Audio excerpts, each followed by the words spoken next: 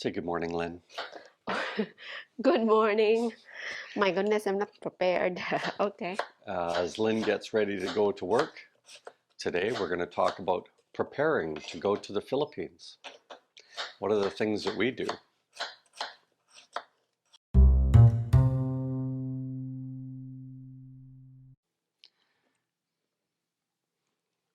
Hey guys, Lynn and I are all about paying it forward, so please like, subscribe. And comment. Okay, so Lynn, what have we been doing to prepare for all of this trip? Well, we were researching first if we need a booster shots or first thing, so Yeah, that we will be accepted at the airport in Vancouver.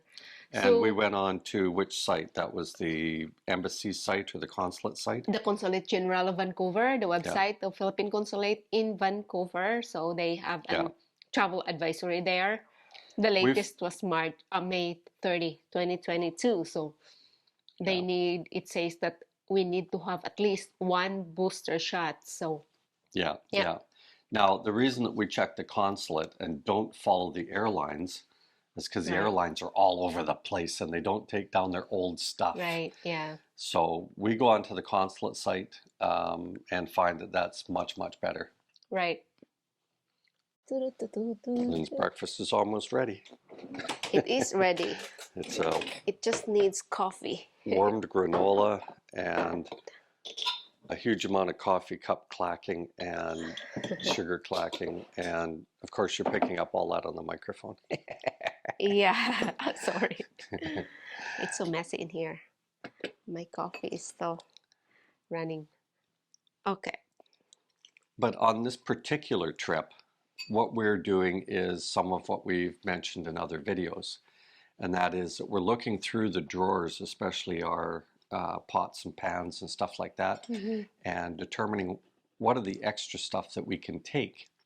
Now, if you've decided that you're going to move there full time, I keep saying, take your pots and pans with you. You can take up to 50 pounds in your bag. Yeah, I'd take your better quality pots and pans with you. that's right. Yeah. Yeah, yeah. It's an expense that you don't need, and you will get much better quality, probably just taking the stuff you already have in your drawer. That's right. And it's so hard to find it in the Philippines unless you will go to big malls. Although in Cebu, for sure we can find it, but it will be costly compared to here that like we purchased the one whole set, which is like, Well, we got lucky actually. how much was that? We still 8,000. live here Yeah. 50-50. And I was starting to say to Lynn, well, you don't use this much. Let's take that one. But Yeah. then we ran into a pot set. Yay! Yeah. You 10, know, and 10 piece. it was, again, these are the kind of things that you don't find in the Philippines or pot sets. Yeah. Whereas here in Canada, we found this Lagostina and boom, we're just going to take that. Yeah.